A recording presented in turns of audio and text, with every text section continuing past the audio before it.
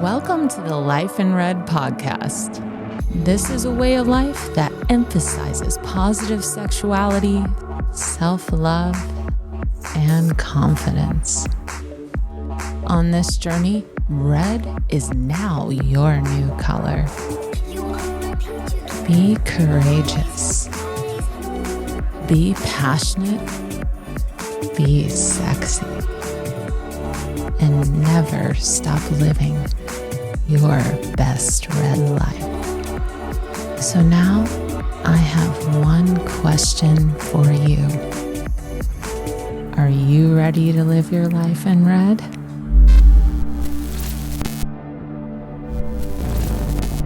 To join us on this journey, like and subscribe below.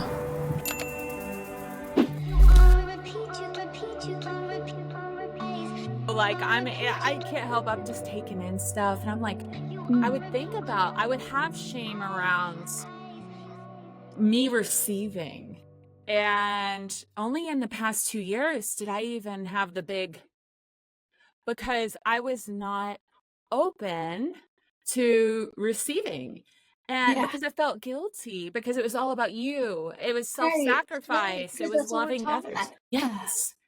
And now how empowering, because we're taught like the narcissism term is thrown out so heavily, when selfishness is actually the connotation. To me, it's beautiful to be selfish and loving.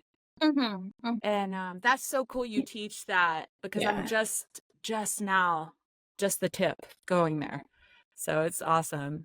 That's exciting. That's really exciting that you're going there. You know, in my experiences, when I am playing with a partner who's truly in their pleasure, who's like, I'm here and I am taking pleasure, my gosh, that feels good. That's so wonderful. And so, it's to expand capacity is the point of those exercises. And it feels really good to be able to have access to all of them. So when is it that they eventually it becomes automatic, and your clients just know, okay, is it just the self to understand, am I receiving, or do they communicate it for the remainder of that partnership? Like, I want to give you pleasure. Is that okay? Are you communicating this so people know who's receiving and giving, or is this a personal thing to be aware of within oneself with receiving and giving pleasure? I think maybe all of that, and the receiving pleasure, giving pleasure, that actually goes far beyond sex. Right. But I think it's important to say that the practices, which are specifically hand touching practices, the practices that kind of give you all of this knowing in your body, are just practices. So it's not necessarily recommended that you then take this and try to apply it every time you have sex with your partner. Okay, tonight, of course it can be lovely. It's your turn. No, it's my turn. No, it's your turn. Yeah, my partner and I tried this for a while. I actually made some little wooden hearts, and I wrote like, may I and will you, and had them on each of our sides of the bed. Aww. And we were like trying to work this out where we always knew who's it for and who's taking, who's serving, who's accepting, who's allowing. Those are the four polarities on the wheel. Do you feel now innately, or do you still use them? It's absolutely in my body in a way that it wasn't before. And perfect. It seems fun. very simple, and it's a practice that takes some time for sure to feel into. That's cool, because that's what I was wondering, if eventually it's like driving, it's in the frontal lobe, you're just doing it. Yeah. But then of course you still like come around to, oh, whoops, I was desire smuggling, which is a term for trying to get that other person to do what I wanted without explicitly saying, this is what I want. It's a term for if we don't feel comfortable for whatever reason asking for what we want, then we'll try to smuggle it by getting someone else to Manipulating. do it, or manipulating, or taking it without consent, and like that can get really bad. And a lot of people are sensitive to that. I know in my previous relationship, and he was a great partner. I didn't know about this. So Hmm. there was a lot of expectations, assuming things should be, as I'm the woman, you're the man. I was raised in the South. Like, why isn't this happening? So I got better at vocalizing, and that was so helpful. So now, fast forward in the single life, I'm very forward, and it was scary at first because it's new. Like, I do it actually pre-date screening. I want to find out what your sexual, what if we're sexually compatible. I need That's to so know. smart. Thank you. So I'm like, I forget where I just will, I'll tell them exactly what I want. I'm Yeah, like, this is what, and I've had a lot of feedback like, whoa. And it opened the door, it's that unexpected. bravery. You're the most mysterious person in the room for being forward. And Isn't that they, weird? Mm. So, and then what's awesome is you're giving them a gift, these people, because they then go, they feed off your bravery and it manifests it within them. Well, I like this. And then here it comes. So, well, let's go into a little bit about sovereignty. Can you Yeah, explain to the viewers what is sovereignty? yeah. So I think of sovereignty as belonging to yourself, as the just basic fundamental truth that we each belong to ourselves first. That's beautiful. So it's what one would, it's you're married to you. Yeah, Yeah, I it's used a to great have way to a look saying, if you want you, no one else will. at Like, it. it's that relationship with self. And so how does this play into the dynamics with, okay, so we have pleasure.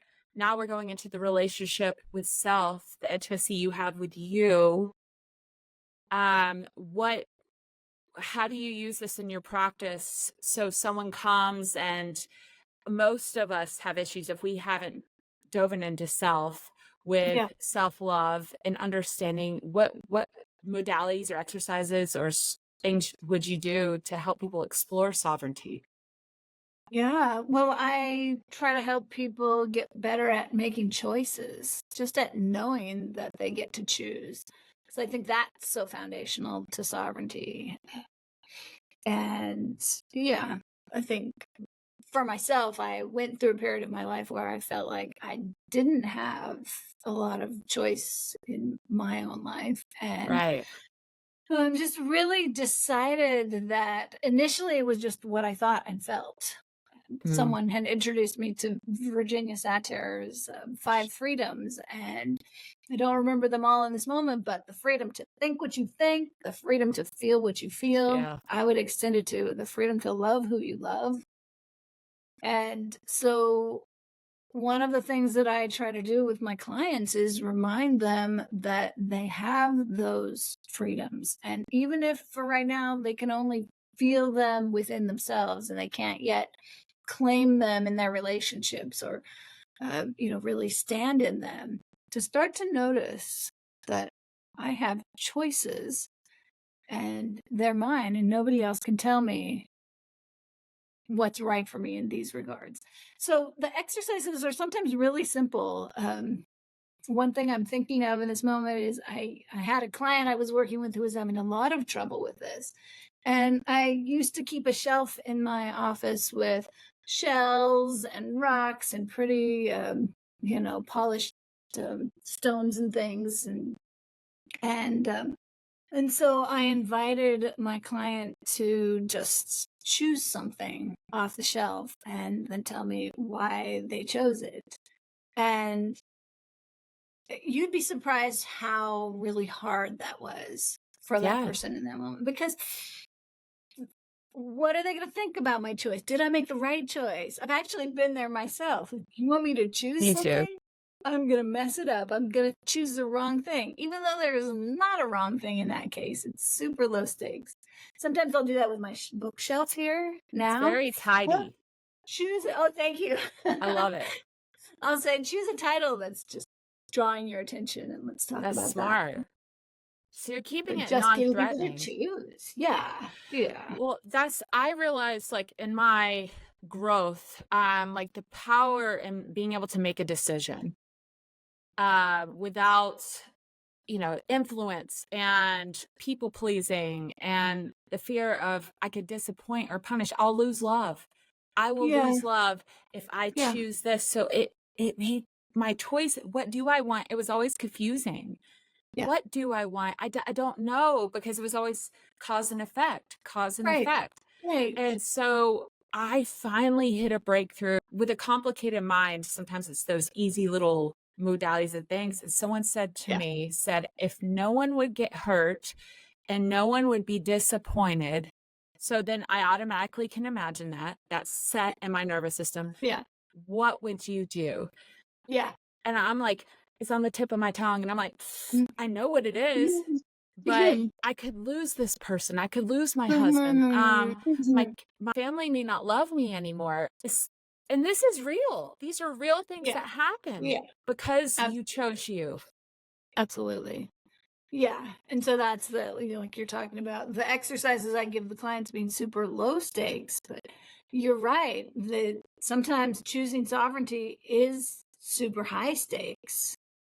Yeah. Yeah. Sometimes. Yeah.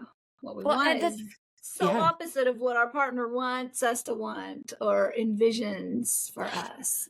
Right. You have a partner, let's say you got married when you were 21 back in the 80s, Yeah. and fast forward, there's more freedom around sexuality, and they are starting to feel sexual attraction for the same gender, and you're in a heterosexual cisgender relationship. Yeah. Monogamous That is one relationship. of those that are very common. Yeah. Lots Absolutely. of stakes. And I know it's hard because people don't like change, but I think ultimately it comes down to like, if we really love each other, it's like, number one, change is inevitable. Like you're allowed to change your mind. And I Yeah. think that's the thing about marriage, is like, that means till death do us part. You have to be this version of Right. you forever. Because I stood up, me and my husband, as we were 20 years old, and made these vows before we were actually even neurologically adults. Because, Yeah. people brain development keeps going on until the late 20s, we now know. So then people have these things that they want that are really different from those original agreements. I think it's one thing that's important is to separate desire from agreements initially. Interesting. Because, earlier I talked about separating pleasure from desire. Desire is important. And what you're describing of, I don't even know what I want, having had that feeling at one point in your life, is super common. That's one of the most common things that comes up, because a lot of times we think the only use of desire is if we're going to get that thing. And if we would never get it, or we think it's extremely unlikely to get it, a lot of times we shove the desire down so low so we can't feel it because it seems painful, or like It could hurt someone. compulsive or something to even feel it. But so the mentor in my life that I would really thank for this one is Megan Jo Wilson. She has Rockstar Camp in Maine, and it's fabulous. And she taught me, desire in itself vitalizes our bodies. Even if you're desiring something that's literally impossible to have in the world, still engaging that fantasy, engaging that dream has an impact in our bodies that feels really good and is good for our health if we can just let ourselves desire. And so sometimes it can help people to separate that, at least initially, I'm having this dream that I have multiple lovers in my life and Yes. Yeah. everybody's happy and it's good. And do I think that could really happen? No, but is there a way that I can give myself permission to want what I really want and feel that? And then it's a different question. How do I approach my current partner with this desire? Or does that make sense for me? Well, that's the thing is interesting is I have fantasies Mhm. that are stimulating, that I don't have a desire to do them in real Mm. life. Mhm. Yeah, And so I guess there's a difference. You have fantasies that you do desire, and there's ones that you just are trying to get that mental stimulation to get aroused. totally. Okay, so there's a difference. I was just Yeah. making sure. Yeah, and that's so if you were negotiating kink with somebody, it would be Right. super important for you to let them know, "Yeah, I have big fantasies about this thing happening, getting kidnapped or something, but if that actually happened, I don't actually want that to happen." There's Right. some people that actually do and they negotiate that, and that's another question, but if that's something that you like to fantasize about, but never want to actually happen, no problem. It's just good that people know the difference.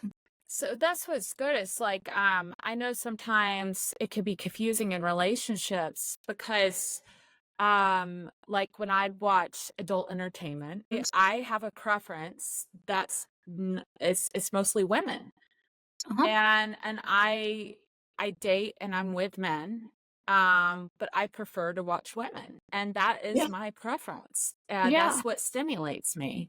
Yeah. And it's so I always thought there was something it's coming back to that childhood thing, like, "What's wrong with you? Are you bisexual? Are you gay?" And I explored that. I was like, "Alright, she looks hot, I think." And then I'm like, I'm trying to force it. I'm like, Mhm. I don't feel it. There's no Mhm. desire. I think I could find pleasure if I explored it with anyone. But, like, it was weird. I thought I was weird because I was like, I find there's, like, no desire, but I like it. I like to watch Yeah, women. yeah, It's yeah, like some weird fantasy. It's not weird. yeah. It's just the Yeah, no, you are separation. totally normal. That is Okay. yes. Do you feel that? Praise the Lord. I'm normal. So you like to think about or look at women? You like to date men. That's Yeah. cool. That's Yeah. it's It's really it's good you know both those things about yourself. yeah, And it's yeah. interesting. So it's funny, like our fantasies on the one hand can be pretty deep seated. Sometimes, often, people have an erotic template, like a core erotic theme, and it's pretty stable throughout life. We keep on having that thing. At the same time, the things we want to Interesting. experience and our relationship styles and, sexual orientation, sometimes even like there can be some evolutions and expansions. So fantasies, the erotic fantasies stay pretty consistent, but you in the 3D real Mhm. life, that Mhm. is evolving. Because So you if continue to have yeah. experiences Mhm. which Well, expand you. Of yeah. course they do. Well, it's the same with kink, like, if you woulda caught me 3 years ago, it was Mm. Missionary Sally, Mhm. and then Mhm. I would ask partners, like, I didn't watch 50 Shades or any of that, I just went Yeah. for it, Mhm. but I started having these fantasies that felt like desires. I was like, "Hey, what do you think about this?" It just would come to me out of Yeah. nowhere, and I Yeah. didn't read anything about kink, I just was like, "Oh, this would be so fun." Yeah. And they would be like, "Oh, I can't do that to you. That would be awful." And I'm like, "No, it wouldn't. It would be great." "No, I'm not." I'm like, "Okay, Yeah. have to it." Right. No, Right. no, but the negotiation, I think what do you say? Do you ask people to negotiate their relationships around pleasure, even your own sovereignty, being true to yourself, like Mhm. sitting down with yourself on a regular basis, couples sitting down and their 10 commandments of the relationship or who they are, like sitting down and renegotiating that every so often because we're changing. Do you Yeah.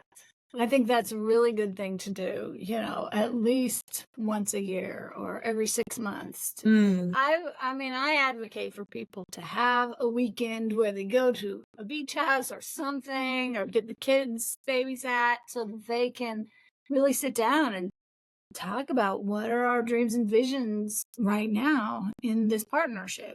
And right. again, that's something that people in the kink community, like people with an ongoing DS, Dom sub dynamics, are going to do because it's so important. But really, anybody in any sort of relationship would benefit from having those regular conversations. It is because I'm telling you guys, when I saw them, I've never been to one of these events, and it was just a dinner. It wasn't, nobody's getting chained up yet. Hmm. But like, Like a munch? I was a munch. Yes, a Yeah. Okay. munch. Yeah. Yeah, I got Cool. invited, and I've kind of been underground, and I got Mhm. invited, and I was just so excited to be with unconventional people. Mhm. And just like, not that I necessarily, well, I wasn't sure if I wanted to go to one of the main shows or anything like that, Yeah. but I definitely wanted to meet the people and Yeah. feel Yeah. welcomed with Yeah. people like me. And it was so cool. I've never seen guys like, when you have healthy boundaries, you're accepting of other people's what they want, and you have a respect for, she wants this. Well, we're so afraid of getting rejected. There's not that fear there. It's like, oh, okay, cool. That's what you want. Well, I'm kind of over here. I only do Dom stuff. I only do sub stuff. And they were asking me, are you Dom? You sub, like you say that with your name. And I'm like, I'm Brittany, bitch. I guess that's my name. I'll say I'm Brittany, bitch, because I'm going to keep my name, and I don't want to choose one. I kind of like both. So Depending on, you're a little switchy. I'm a That's what switch. That's what you'd they told switch. me. Yeah. They tell Yeah. me I'm a switch. And I said, maybe it's because I'm too afraid to make decisions. Nah, I'm kidding. Still working. No, being I'm a kidding. switch is very valid. Just like Yeah, being mine. Yeah. exactly. So we go to the third. So we've gone through three or two of the three topics you were talking about. We're going to go to the three. Now, it had to do Mhm. with relationships. Yeah. And it's what was it? It was relationship. Can you remind me? It was Relational ethics, I think is how relational I've ethics. been Thank saying you. it. Forgive me. Yeah, yeah. I'm sorry. Relational ethics. Where does this play in? How would you define that? Where does this play in with your program of what you do with your clients? Yeah. So if sovereignty is ownership of self and standing in one's own choices and values and desires and pleasure and all of that, then relational ethics is recognizing that every other person out there also has sovereignty. And Ooh, so it's like recognizing that just because this person is my partner, or wants to play with me in the scene, doesn't mean they're just a prop in my world. right. They have their own sovereignty, they have their own subjectivity, and the things that they want are going to be different than the things that I want, which is good. And so I think of relational ethics as really an honoring of the sovereignty of others and really wanting the good and the growth for anyone that you're in relationship with. That's powerful, because isn't that it, love, which for me is a verb, but it's Mhm. not like there's not a defining point of I'm in love really, but it's like when you do feel a feeling of a level of love where you do get pleasure from someone else's pleasure in life. It's like you don't want them to conform. It's like you want them. It feels fake to me. Right. If I'm like, do what I want, then I lose the pleasure immediately, because you're not being you. Confidence and individuality and interdependence, like, is hot, but It's if so there's an, hot. yeah, it's hot. But if there is something I find out, like my partner is different than me, and this is something that I am not willing to explore, if there is, because there's going to be people who say, like, this is something I don't want to be around. This is something that Yeah. falls out of my realm of I can't be Yeah. with you anymore because Yeah. we're not aligned in that way. I think you just Yeah. have to get honest. Yeah. Yeah. So hard, but It is so hard.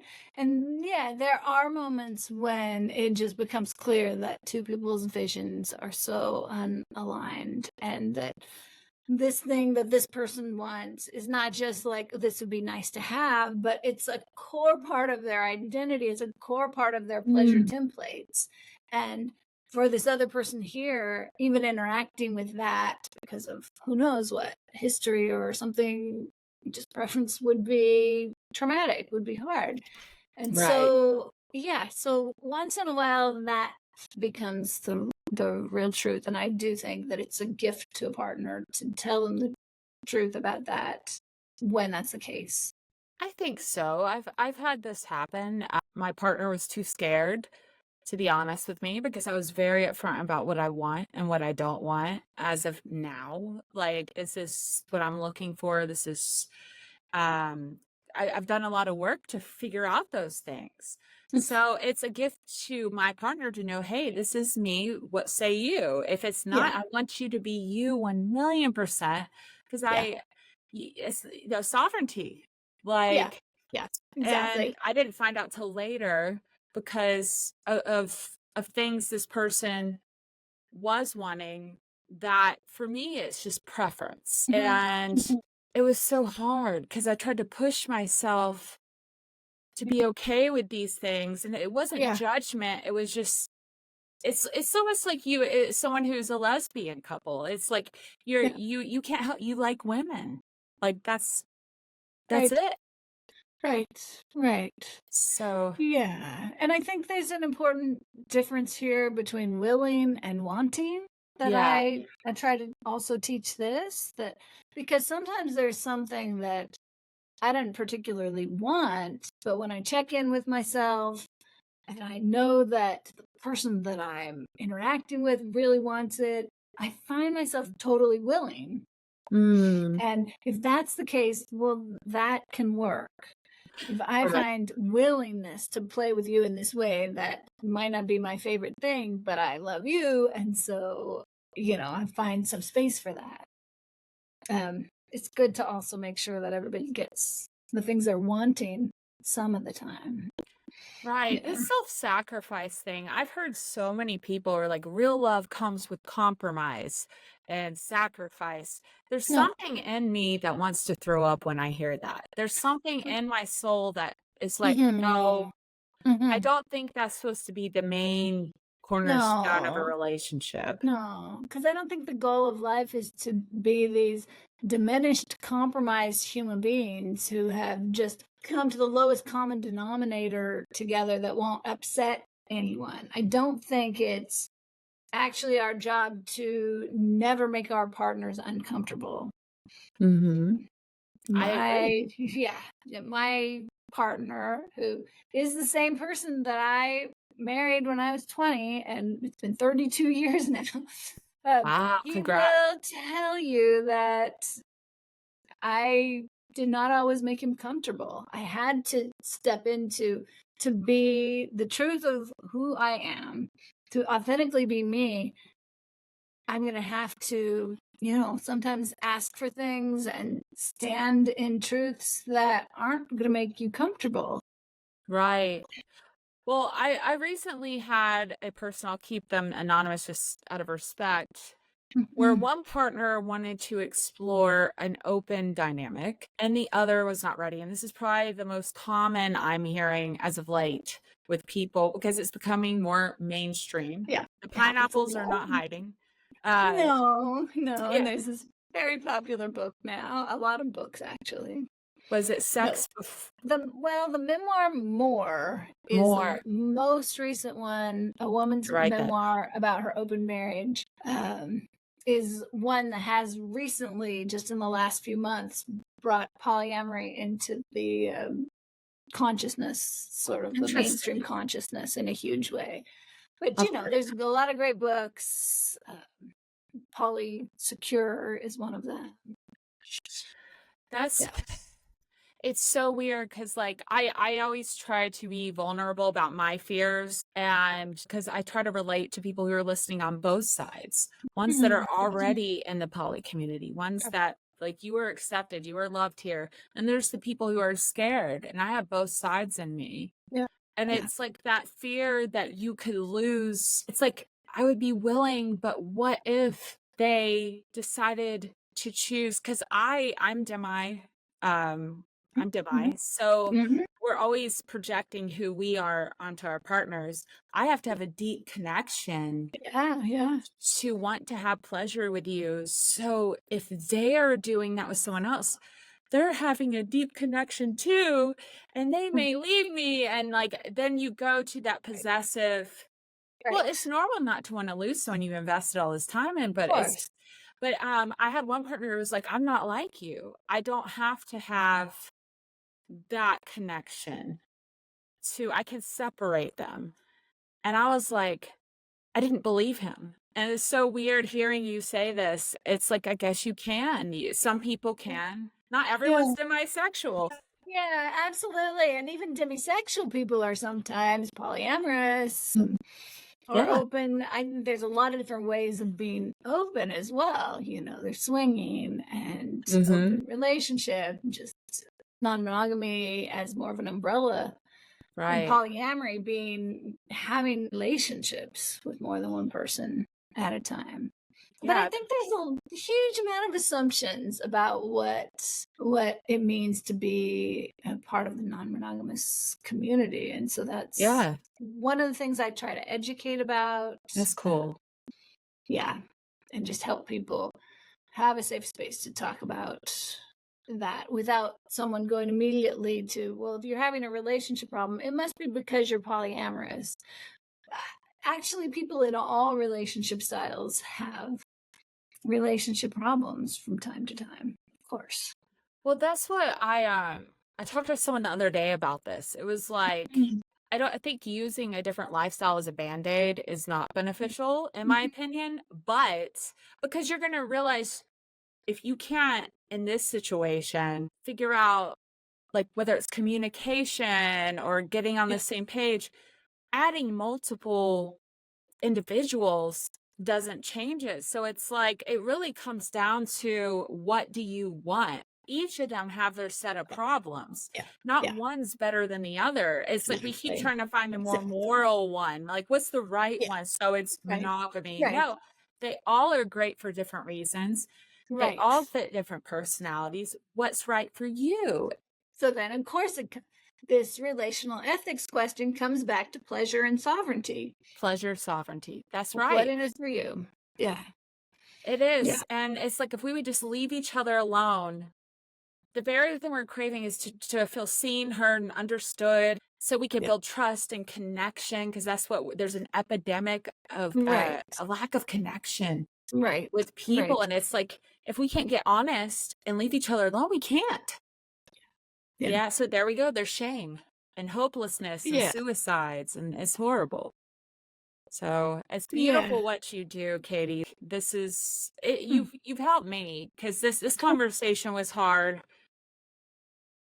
because I have my upbringing, and that's why I wanted this job, was to challenge myself. And you've just opened me up in so many ways, just even as the host, with these three things. I feel like I've, you know, just learned a lot about being less judgmental and allowing people to be who they are, and being who I am, no matter what. It's like a boundary with ourselves. And so thank you for doing this with people. It's beautiful. Thank you for saying that. It's been such a pleasure to have the conversation with you. I'm thinking back to something you said at the very beginning of our conversation. I think it was something about selfishness, or about like trusting one's own feelings, and Yeah.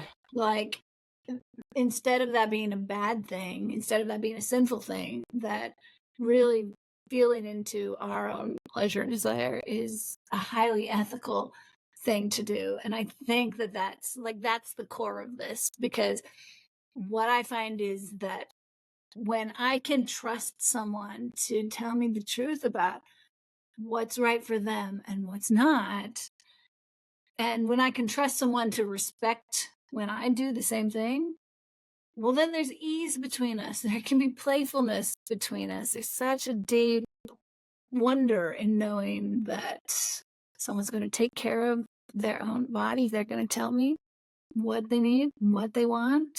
How can you trust they're someone going to if respect that with me? Yeah. Exactly. We need to build trust. And how can I trust you if me and you are in a relationship? It's Katie and Brittany. Yeah. And I'm like, I just, what do you want to eat? Okay, that sounds great. And I'm just not mirroring you. And we sense this as humans, whether we know it or not. We're animals. The animal's smarter than up here. They know, our body knows this isn't real. Something about you I don't trust, and I don't know why.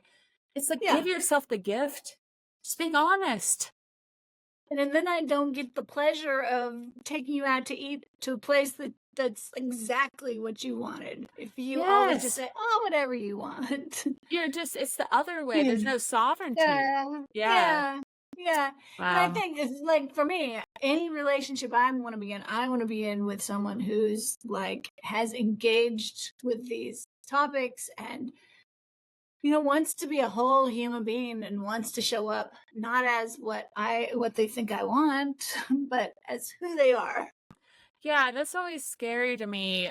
I've met people who are like, I don't know who I am. I don't know what I want. And it's like, it changed every 5 minutes. And there's so many people struggling with identity and decision making. And it's like, maybe don't skip the step of sovereignty.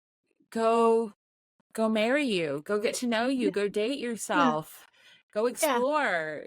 And, that's what we have. We have, adult entertainment has its intention where you can go explore these things in a safe place, find out what you want, or, and dive into different things. And it's just, so where can people find you, Katie? Can you let them know if they need help with if they feel drawn to you, this is the woman, where can they find you?